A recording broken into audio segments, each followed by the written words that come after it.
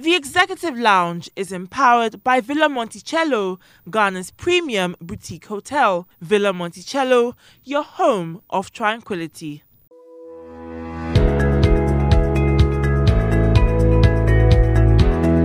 Is this something you learned? Were you born an entrepreneur? You got to start small. I have not allowed being a woman to hold me back. Credibility is not just making money, it's about making sure that people trust what you're doing. Law practice is not only about going to court, it's about advice. It's very difficult to hire somebody who's not motivated and then make them motivated. One of the things that I'm known for is integrity. They have to see you as a person of integrity. This week on the Executive Lounge, we bring you the best of Season 2. How did you get there? I don't think you can wake up in the morning. You don't wake up in the morning and say, I want to become a business of the year. I don't wake up in the morning and say, I want to be a businessman of the year. But I wake up in the morning and I say to myself, I want to build an institution. How am I going to go about it? And if along the way, you get these awards, it's nice. But you can't set yourself out to win awards. I mean, you can't, your game plan can't be that I want to win awards. So I don't wake up in the morning to even think I want to make money. For me, I'll make money if I work hard enough and I'm lucky. But money doesn't motivate me. What motivates me is I want to build an institution. And I want to build an institution that is enduring. So at the award, they said I got it for thought leadership, for employment creation, for our CSR activities, and for innovation, which was nice. But for me, I think it's just, we've been working. These few years we've been working, and it's just nice to get these things. So what kind of values do you think you picked as a child and from the family setting and the societal setting? Yeah. Everyone. Growing up, there are certain things that I grew up with. I grew up with music. There was a lot of music at home. Mm-hmm. Harry Belafonte, Ray Charles, there was so much music. I also grew up with order. My grandmother was extremely clean and orderly. Then I also saw a lot of hard work. My mother worked hard, my grandmother worked hard. Then from a very early age, I was taught how to give. Because even at that time, we used to have a lot of relatives come to stay with us. And when you're a child, you sort of get, it's almost as if they're invading your space. And you think that you're being made to share the little that you have. And of course, when some of them came, they came from the village, they had certain habits you didn't like. And it was only at a much later age that I realized that I was being taught how to give in a very practical way. So for me, that's how I grew up. And my mother was extremely forthright. My mother she spoke her mind, she didn't suffer fools, and that's what I knew. What was life like? Obviously, you leave your home country, you go and live on your own in another country. The culture will be different. Did the culture shock present to you a hurdle that was very, very high, or were you able to pretty much adjust and settle in? For me, what I'd say is that it wasn't so much a culture shock, but it took me some time to appreciate that things were done a certain way. And I give this example where, I go for my first day at work, I'm sitting at the reception, and somebody comes in, he has a towel on his, sort of a cloth on his neck, and I had a spray gun, went inside, came back, and started to spray the potted plants. He sprayed every leaf and cleaned it. And I thought, that's ridiculous. But it took me 10 years to realize that that's the standard. Then I also had to deal with the fact that just because someone doesn't like Ghanaian food doesn't mean they don't like me. Just because somebody has a different culture doesn't mean they necessarily like me or dislike me. And then also you've got to learn, it taught me to be liberal. You have to be accepting of people with different views, people that think in ways that are different from you. And for me, that's what it taught me. You've got to be accommodating. But at the same time, it also taught me that a standard is a standard. I used to work I trained as a chartered accountant. And in training, the margin for error was 0. I mean, if you were given a document 500 pages thick, everything should be there. You're not even allowed to have a full stop out. And I used to think this is too much. But then later on I realized that is the standard. That's the standard. So those are sort of things that as you go along, you adjust. I wouldn't say the finance industry has been innovative. They haven't been. The banks really haven't tried to grow their business in terms of the numbers of people they are dealing with. What the banks have done is that they've done some government business, invested in treasury bills, and really that's all they've done. I mean, they haven't really been innovative. If the banks had been innovative, we'll have investments in agriculture particularly, but they haven't been, which is fine. We've had a lot of new banks, that is fine. But if you take a country like Ghana, where the average wage is around maybe 300 cedis, per month, to be successful, you need to be speaking to the mass of the people. You can't live your life, you can't grow and you can't prosper if you're doing big government ticket items. In any case, those ticket items are no longer there. So now the banks will have to now be innovative. So the financial sector changed only with respect to the players that came onto the market. There were a lot more microfinance institutions, but a lot of them came in and behaved like mini commercial banks. So rather than focus on a certain sector, they tried to do big things that really they didn't have the capital for. So that's created some problems. You started Daylex in 2006. That makes it what? 10 years. 10 years ago. Yeah.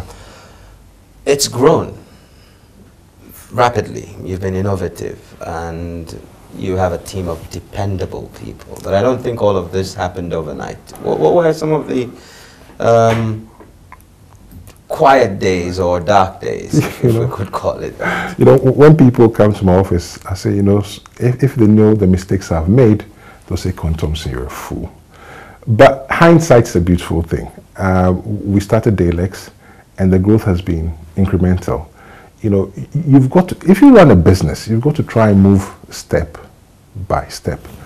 And you've got to, try and, you must be passionate about it. I believe in passion. I always say that if you're not passionate, I don't want to work with you. You have to be passionate about what you're doing. You have to think about going step by step. You've got to find ways to be different.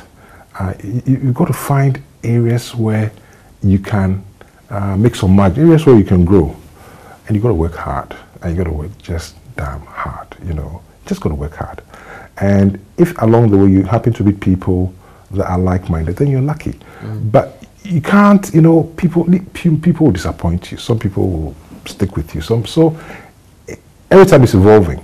But in your heart, you must be passionate about what you're doing. You must really be passionate. I'm very passionate about my work. Is passion everything? Passion is passion everything?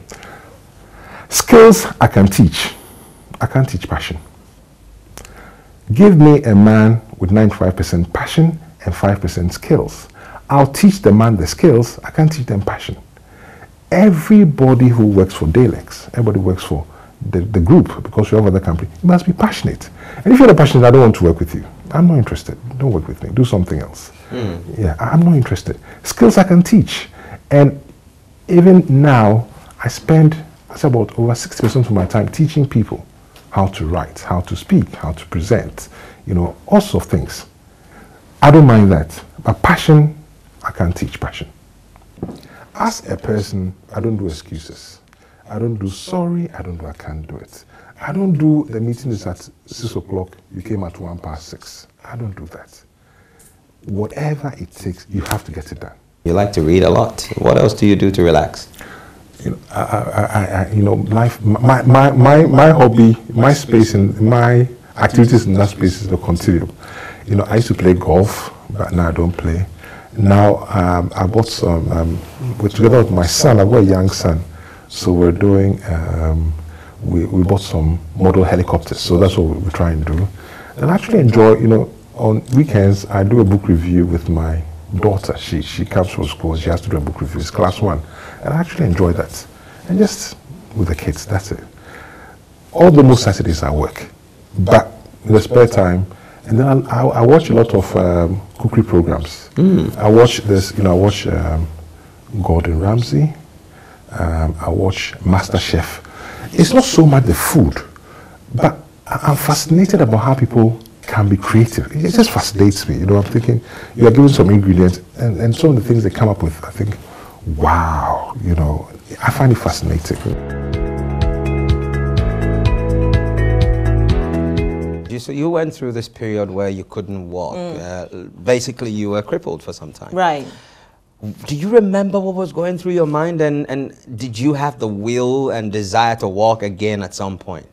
I did, and I must give credit to my mom. I mean, my parents didn't give up, and that I must always, I thank my parents for that. My older sister would go with me because, they couldn't find what the problem was. So we just basically went from town to town, from hospital to hospital. First, we tried the hospitals. They couldn't really tell what was going on.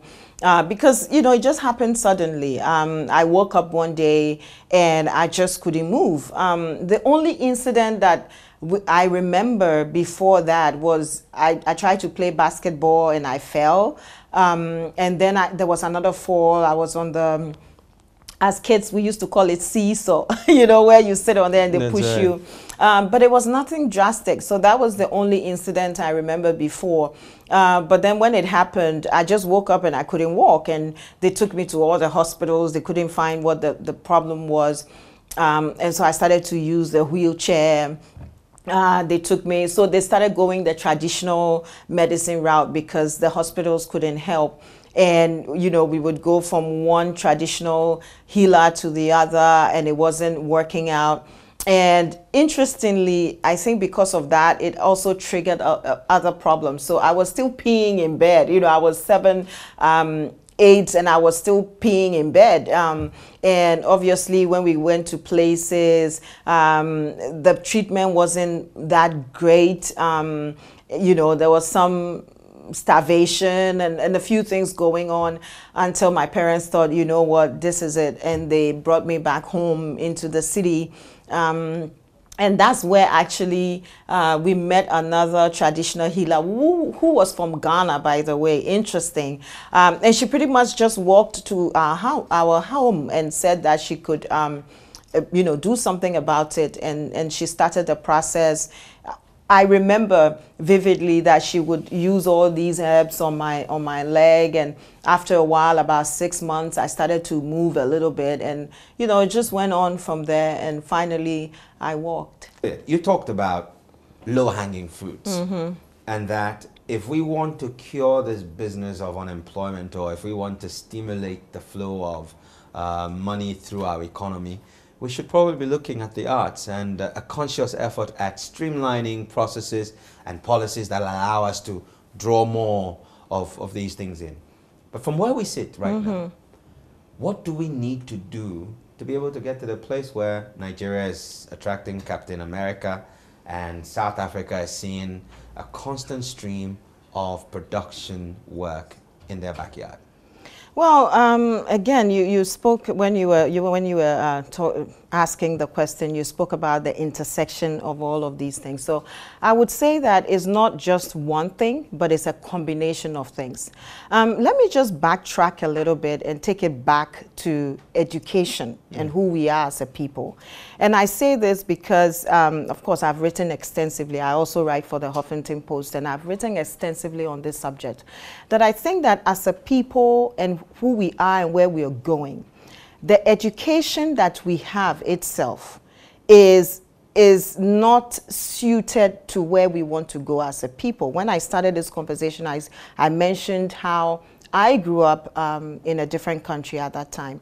And I think that part of the reasons why I am who I am is because of the education that I had from the beginning. And part of that education also included taking the arts very seriously. And so I always say to my friends, listen, when people say, take their kids to learn music or to play sports or to ride a horse, to do all of these things, to appreciate art, what does it do? It makes you a more holistic individual. I remember speaking with a very respected individual in this country, the CEO of Daylex Financing, and we were having a conversation about the different parts of the brain and how one needs to develop the different parts of the brain. And I think that we have to do two things. We have to re-look at our education, look at how we can incorporate the arts and how we can grow the individual as a holistic individual. And this might sound controversial, but I think that our educational system was designed for a different set of people. It was designed by our slaves masters for, maybe for slaves, I don't know. But a friend once told me that, listen, if you have a houseboy and they start to think, you have a problem. You don't want them to think. You want them to reproduce. So if I tell my houseboy, go to the market and buy me this, I don't want him getting there and getting creative and thinking, oh, I could buy this and buy. No. Buy what I want, bring it to me. So you think our education has actually, as someone put it, it was meant to create clocks? Exactly. Who work in, civil robots. service. I mean, we need to be innovative. We need to take risk. We need to be creative. We need to understand that failure is part of the process of growing. We don't have that. We need to be risk takers. We need to try new things, innovation. We need to, I mean, now, even technical, when I did my national service at a poly or whatever, I mean, now you don't even hear about technical schools and all of that. I mean, I mentor at MIT, Massachusetts Institute of Technology, and you see, that's the bedrock of, go to Silicon Valley. That's where innovation takes place. Look at all the apps we use these days, from Facebook to LinkedIn to Babbel to whatever. We have young people in this country that are creative, innovative. Are we pushing them?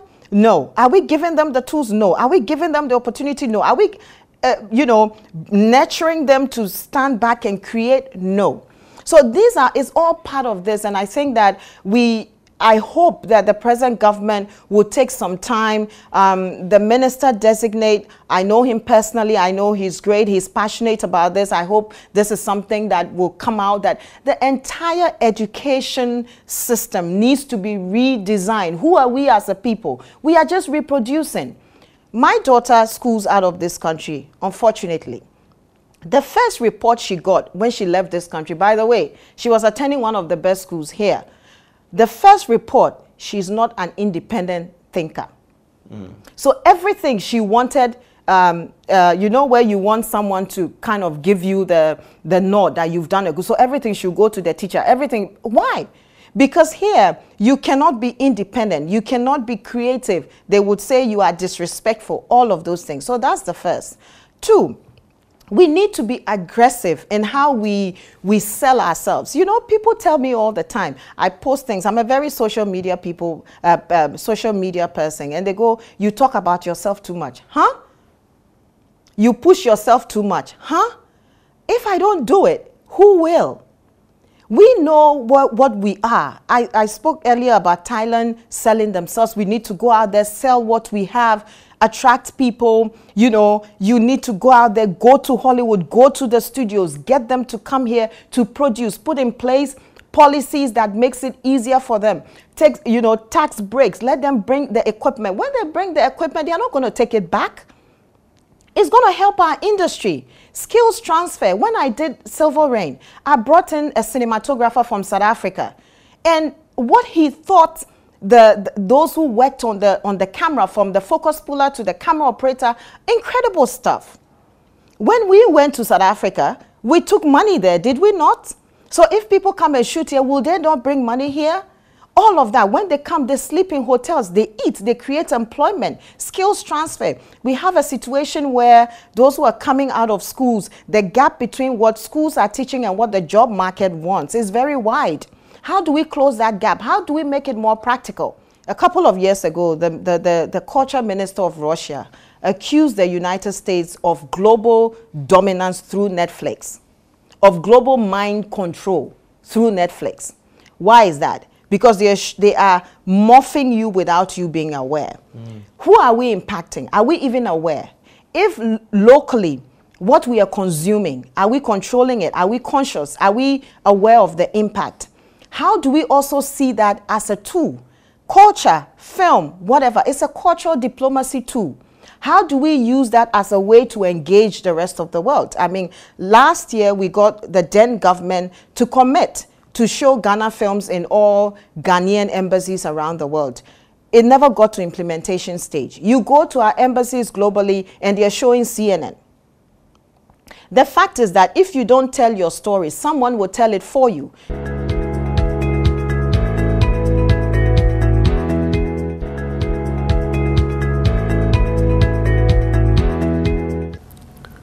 I always say you cannot miss what you don't know.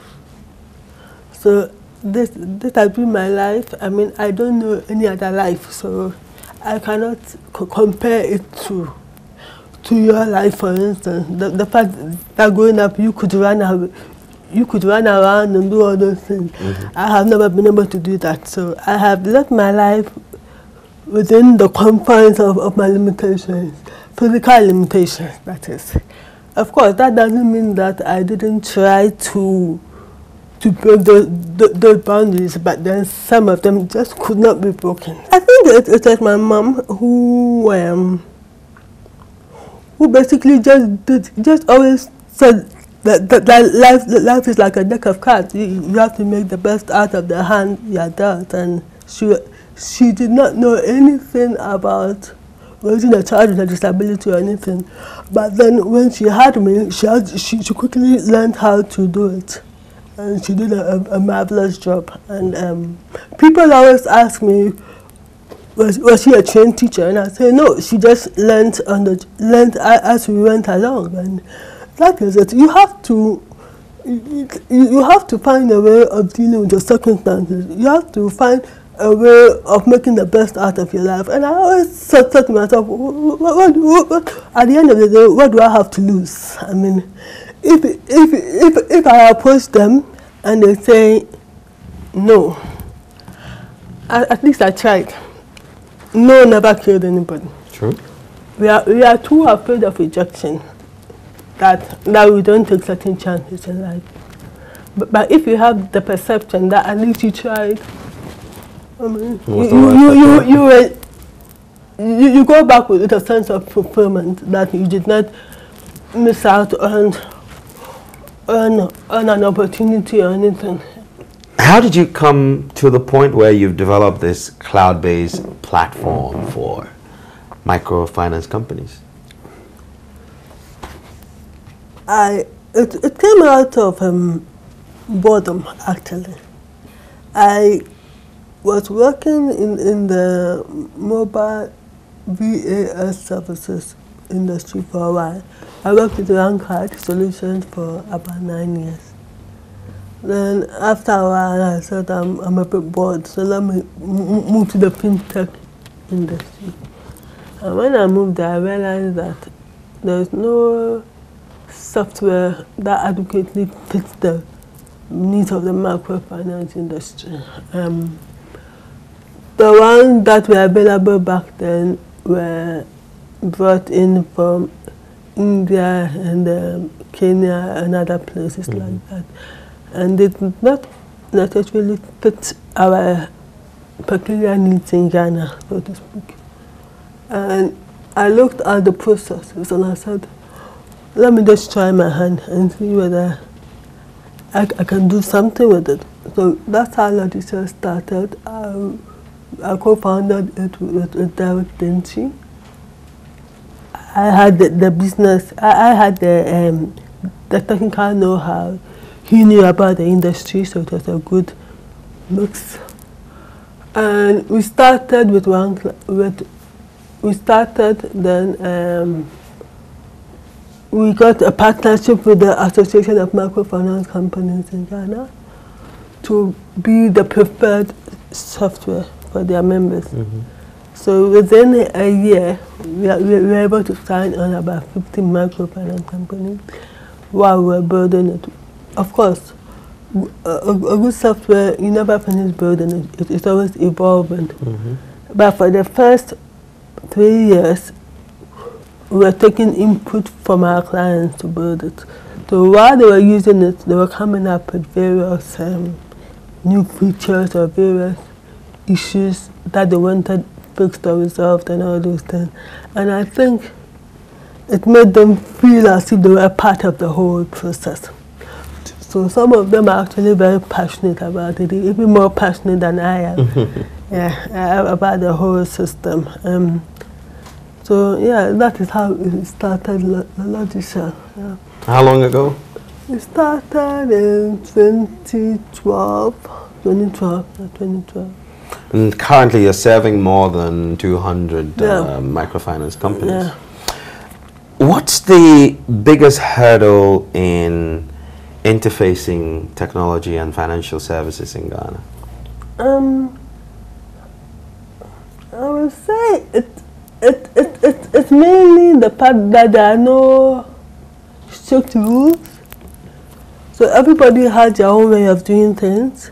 So we had to lay it down. We had to come up with a standard based on what majority were doing, and some of them who had their own other ways of doing things, we told them that look, we cannot add this to our system, because if there was a strict guideline, it would have been easier for us, because then we can model our system according to those guidelines. But back then the industry wasn't really being regulated. The central bank came in with their reports, so we built their report into the system for them. So I think that brought up a bit of regulation into the whole thing, because you knew that these were the requirements from the central bank, so that it's easier to build a system based on those requirements and all that. So yeah, that has been one of the major hurdles that we have gone through. Another hurdle is getting competent, good, loyal staff. Competent, good, loyal staff. Yes. It's a challenge finding them. Yeah, it is a challenge finding them, especially in this part of the world where developers are a real hot commodity. So as soon as they get a better offer, they just leave, and everybody is looking for them. So I mean, that has been a major challenge for most of the software houses in this country. How do you juxtapose or you know, put that the Ghanaian situation and what pertains in Silicon Valley side by side? Yeah. How will we have to what do we have to do to get there? Yeah, in Silicon Valley, you have venture capitalists and investors willing to take the risk in your business, to the extent that, I mean, they can invest in you and not expect return for the next 5-10 years.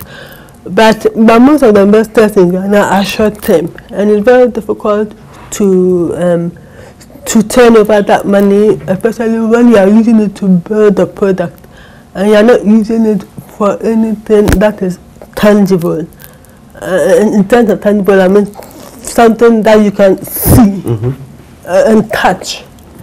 It's very difficult to convince them to give you that money. So I'm hoping that as things evolve and people start seeing the relevance of software, they will likely be more interested in investing in that industry. And we should have more venture capital and more investors interested in investing in the software industry. If you had to describe yourself, what would be the words that you'd use? I mean, the things that really bring you alive. Crazy. Crazy? Who would have thought? Crazy, yeah. You are quite a witty person, and you know, it's rather unfortunate that able-bodied people, or you know, we tend to feel that, okay, because someone has a disability, they may not have the same tendency to be funny and witty. But how did that evolve? How did you become so witty? You tell me, because you are the one who said I'm witty. Anyway, I don't know. I just have a crazy sense of humor. I mean, I just like I love sarcastic wit, which a lot of people don't get in Ghana, so you have to tone it down before you end up offending people. That's right. Yeah, it's just a part of who I am. And like you said, a lot of able-bodied people don't get that people with disabilities are just like them. We have the same desires, we have the same, the same needs, the same wants that you guys have. It's just that there's a part of us that doesn't work properly. And I always say that, look, everybody has a disability, it's just that you don't know what yours is.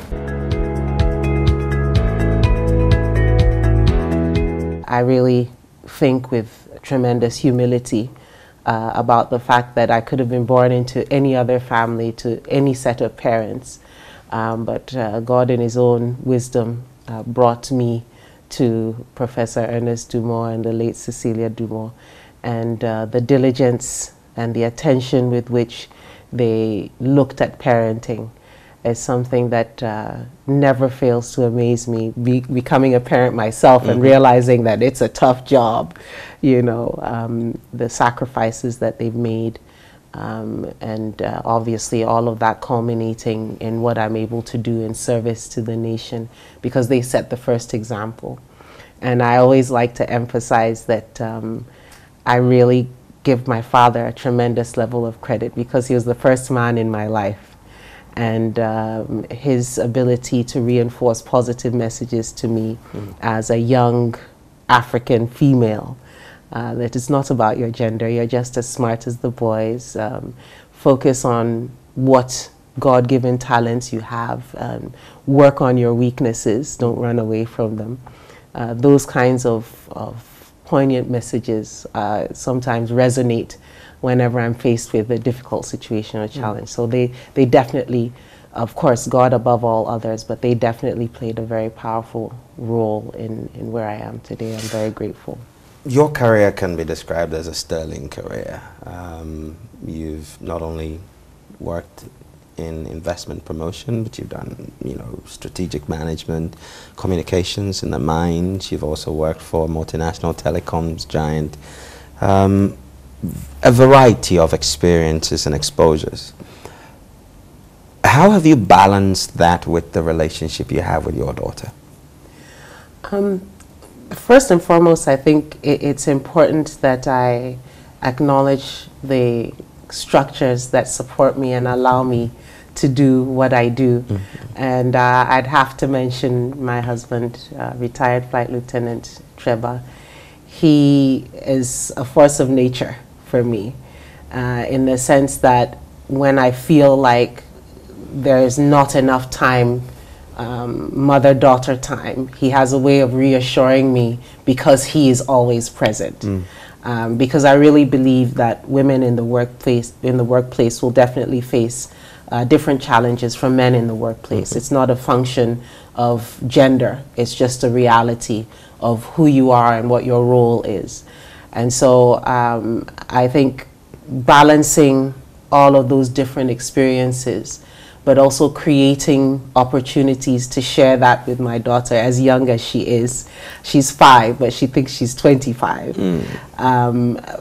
Those positive messages that were given to me by my parents, and with the support and guidance of my husband, reinforcing those messages to her. So she's got very strong opinions about various subjects, and we encourage her to continue to articulate those, but also recognize the fundamentals, which are in humility and service. So I try to create opportunities, and I obviously also carve out time that is specifically for her. Do you find that the concept of affirmative action is relevant, or people should be able to walk into spaces and rise based on merit? Right.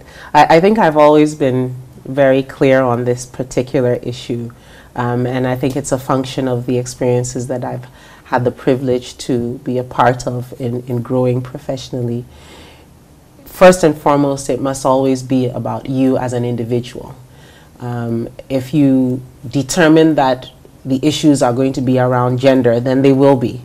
And you will highlight the fact that you happen to be female and you happen to have unique challenges. The other option you have is to make a determination that I'm a human being with gifts and talents by God's grace, and I would love the opportunity to apply those to your commercial context. And so you make it more about the quality of what you bring to the table as a human being. And then the gender issues become quite secondary. I'm quick to say that that doesn't necessarily mean that someone else will respond to you in the same way and decide not to look at you based on your gender. So I don't think that it should be about gender. Sometimes it is, and I think those issues have to be confronted. For instance, how much time should working mothers have? Must they apologize because they're young and they're starting families? Obviously, my response to those two questions would be no. And those issues have to be addressed, I believe, certainly holistically as a nation. We need to look at the contribution of young female executives and ensure that they feel they can participate without being penalized because they're also young and because they have young families and so on. But at the same time, your output has to speak for itself. You cannot excuse mediocrity by saying that you're female and therefore somehow you should be given special consideration. The concept of investment promotion, as you've explained, is one that sort of looks on the outside. Right. Reading from, I think it was a Bennett Penter's book on the enterprise map of Ghana, you find that a lot of our businesses are owned by foreigners. And I know when we struck oil, it was one of the big, talking points. Will this space change, and when do you think it's likely to change? Inshira, it's already changing. It's already changing. I think that's one of the big stories behind our Think Ghana, Make It Happen campaign. Because the reality is that you also need to look at the sector-specific investments. Now, clearly, big infrastructure investments, roads, ports, airport facilities require other resources, other expertise, new technologies that we simply don't have in the country. So, of course, we would invite potential investors to come into the country. Now, having said that, they also need to be the kinds of investors who understand what we expect out of those investments that are being pursued. So we don't just hand over a whole lot of incentives unless we can prove that if we offer those incentives to the company in question, significantly more will accrue back to the country in the number of jobs that are created and the technology that's created. But I think what is exciting for us as an investment promotion center is to see the level of change and interest in registering with the Ghana Investment Promotion Center by the domestic business community, because that was the biggest perception to deal with, that, oh, the Investment Promotion Center is only interested in foreign direct investment. No. We actually need to start with the domestic business community. And I think giving them the attention and the focus that, quite frankly, they deserve and have always deserved, making sure that they are first in the information flow as far as investment opportunities, and making sure that when international players come into the country, the quality of our business-to-business meetings has vastly improved. So the international player also recognizes that, hey, these people know what they're doing, they know what they're looking for. I am invited to participate, and we expect mutual benefit for all parties. So their commercial interests are served, our development agenda is also served. In your estimation, from the trends you've observed and everything, where do you think will be the prime areas as far as Ghana and the sub-region is concerned, in terms of where we would need to attract more investment? Oh my gosh, without a shadow of a doubt, it's definitely agriculture and agro-processing. But I think what we really will be looking to do going forward as an investment promotion center is to look at the entirety of the value chain.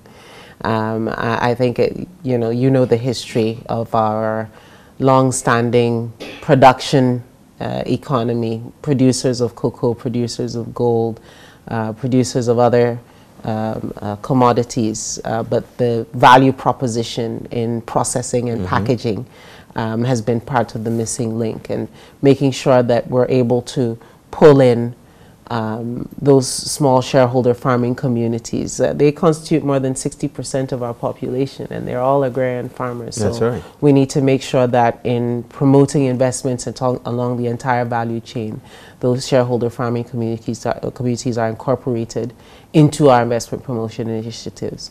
Leveraging the fact that geographically our positioning, I guess I can speak with authority on this because of my geology background, we're on average 6 hours away from any one continent, and taking advantage of that opportunity to reach other markets from Ghana is another tremendous opportunity. And so looking at agriculture, agro-processing, and then tying that into the whole manufacturing sector as well.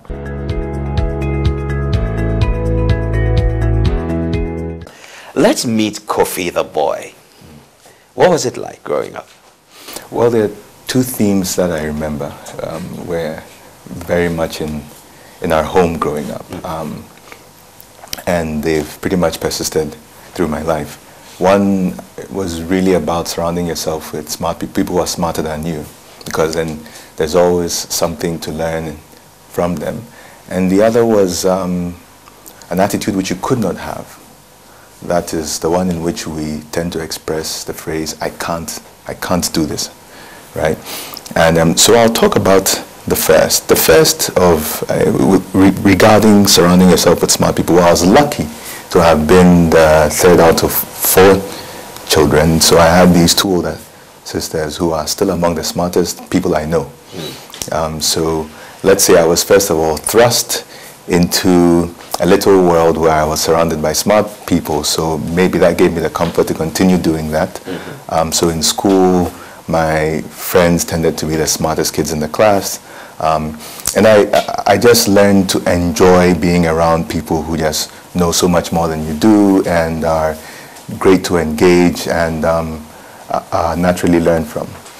My parents introduced this I can't attitude, right? I mean, to the point that if you asked my mother for something, if you were making a request and she was going to decline, and you said, Mommy, can I have? Her answer would be, yes, you can, but you may not. I mean, so even in a scenario like that, there wasn't going to be you can't. No, you can do everything, you can have everything, but in this case, you may not. But also what was intriguing growing up was that my parents interacted with me like an adult. And I've learned, raising children of our own, that when you do that, children just grow up more confident, faster and smarter.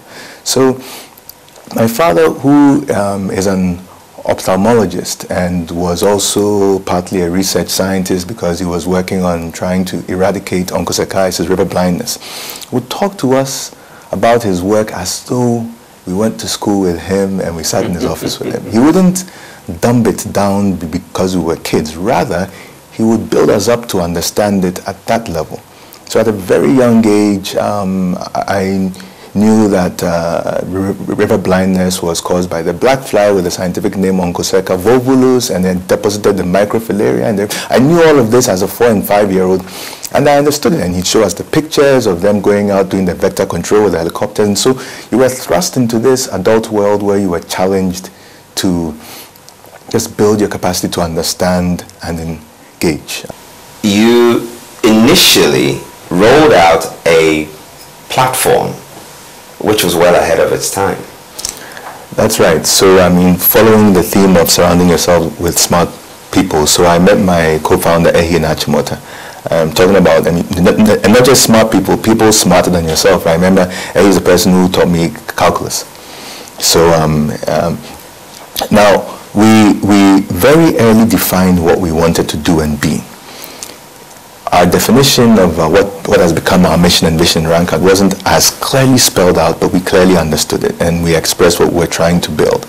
And so it was 2 things. It was enterprise applications, so being able to give world-class complex software that could work easily for medium and smaller businesses, which are the majority of what we find in our environment. We started in Accra, though we, over the years, rolled out our software to other territories. But we're looking at our local market. And I think it's key to have a grasp of your local market and bring what it is you're doing to it.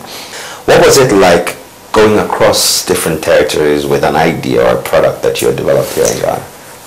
It was interesting. I think the need to be excellent first right where you are was what counted most, because it meant then we had a case study, a testimonial, to meet the opportunity when it presented itself. When back in the day, 2007, 2008, the Google team came around Africa and was looking for who are the local technology players we can build up and scale with, we had the evidence to show. What was enjoyable from there was when they took our technology and extended it into other regions of the world where there are players like us they could have used, but that was right there, evidence that they found our technology and our delivery to be world-class, which is what we set out to do from the beginning, to build technology, to build a company, to build the evidence that right in Africa, Africans can build world-class companies, and defining that by saying it will be classified by the world. I mean, we can all say what we do is world-class, but sometimes you need to test it and get the evidence, and that could be a path that could demonstrate to others in our generation and after us that, look, there's no reason to restrict and restrain what our visions are, that we can really go the ways of the Microsofts and Sonys and Dells and Intels of this world if we only start with that intent and stick to a set of values at the core of which is excellence. I also find enjoyable learning from my kids. Okay. They are the new, together with my wife and kids, they are my new smarter cohort I like to engage with. So at work, yes, my managers, both those who are execs with me, the next level of managers, I have people who I always say, look, if we did an IQ test, you guys would all score much higher than me, and I enjoy that at work. I enjoy it at home also. I mean, sometimes you have to admit as a parent, these kids are smarter than you are, and not be shy about it, and add that to the joy of learning. And for me, as a person, as a person of faith, as a person of business, as a person of family, the joy of learning is probably what's my theme. That's probably what I'd want my life to be about. Just keep this joy of learning going. Don't stop at any point. Well, on that joyous note, I'd like to say how much it's been fun talking to you, and we're grateful for your time. Thank you very much. Thank you for having me. This has been another edition of the Executive Lounge with me, Inshira Ado. And 5 things I like to always take away from our conversations is, first off, develop a can-do spirit and surround yourself with people who are smarter than you. Be grounded in faith and seek knowledge. Just learn to learn and keep learning. And finally, always remember that when you've done it, it's only an opportunity, so you can do it all over again, except this time it's going to be a little harder. But with the can-do spirit, who's going to stop you? My name is Inshira Ado. Go forward, make rain. Shalom.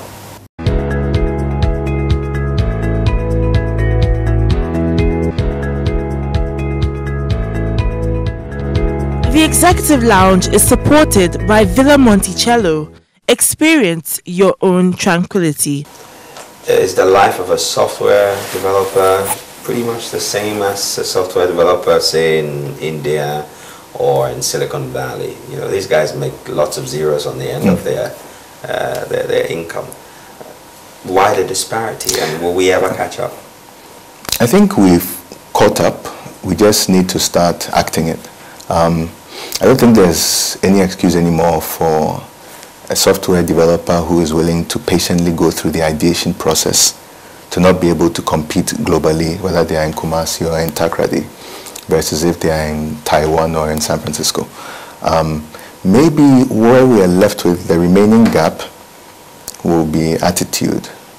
And what I mean by attitude is the willingness to think differently. That's all I mean by attitude. Maybe it isn't even the right word. Because the tools are now all present. a software developer in Takoradi can deploy an app they built to the Google Play Store, the Apple iStore, quite as much as somebody in Taiwan or Singapore or in Europe or in the States could. There are almost no significant barriers remaining to a good idea, and that's the challenge. It's no longer about access to the tools or the platforms. Google will price your app, whether it's built in Singapore or in Sunyani, in cedis to a Ghanaian with an app in Ghana, and in Singapore, dollars to a Singaporean there. I mean, if it's limited geographically, it's because you say don't display this elsewhere. But otherwise, everybody will have access to it. The question is the idea good enough? Are we willing to be patient with what it takes to develop and refine an idea so that it's good enough? And that's a challenge for everyone. That's why there aren't 100 Mark Zuckerbergs even in the United States at any given point in time.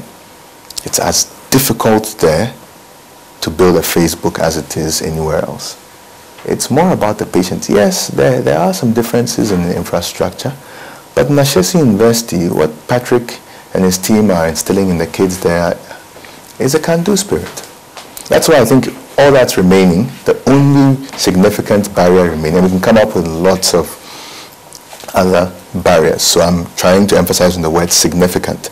The only significant barrier remaining is for us to feel the permission to not be limited or restrained in our thinking. The Executive Lounge is empowered by Villa Monticello, Ghana's premium boutique hotel. Villa Monticello, your home of tranquility.